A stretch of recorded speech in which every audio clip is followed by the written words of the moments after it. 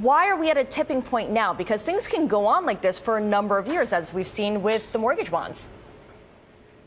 Well, when I look at the recent cohort of subprime loans, you see a number of red flags, and you also see that analysts aren't picking up on how to look at these loans. Again, they're looking at the flaw of averages instead of looking at the individual loans and what's going on, and the debt burden of subprime borrowers who have had notoriously high default rates in the past, and they're pushed beyond their limits right now with many of the new lending practices.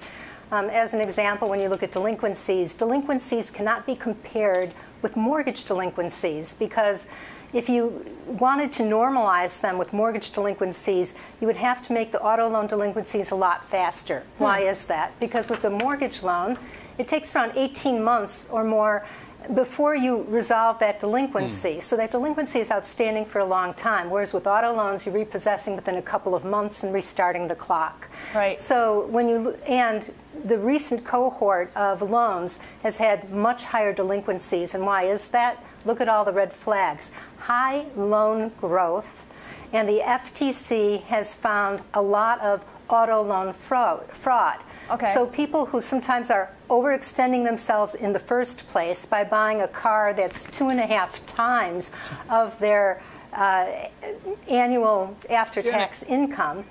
Yeah. So how big of a deal is this? I mean, you make an argument that there's problems with lending practices, people are getting overstretched, delinquencies are on the rise. But when you think about subprime, you think about this aspect of the financial system that was fundamental to the U.S. economy. I'm talking about subprime housing. How big of a deal is subprime auto lending? Well, you know, that's a good question. It's Joe, right? Yeah.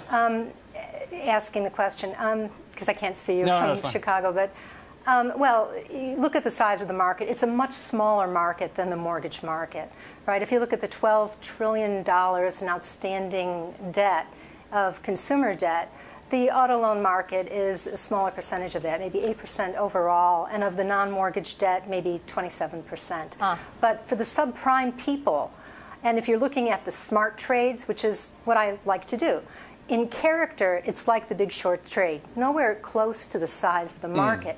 But in character, what you want to look for smart trades are fixed income products that come at par and that can only go down in value. And when you have fraud combined with overextended lenders, combined with larger loan balances, extending the loan balances, larger payments per month, balloon payments that the borrowers are unaware of, that's the kind of thing you look for and say, wow, this is a disaster for the borrowers. The FTC is on it. They're doing a lot of investigations. But for those securities that have been created out of these products, they're likely to go down in value. So how do you play this? Right. Well, there are a number of ways you can do that. One is to look for people who will sell you puts on the underlying bonds, short them if you can, look at the equity and debt of these fly-by-night financiers, and short those guys. Right.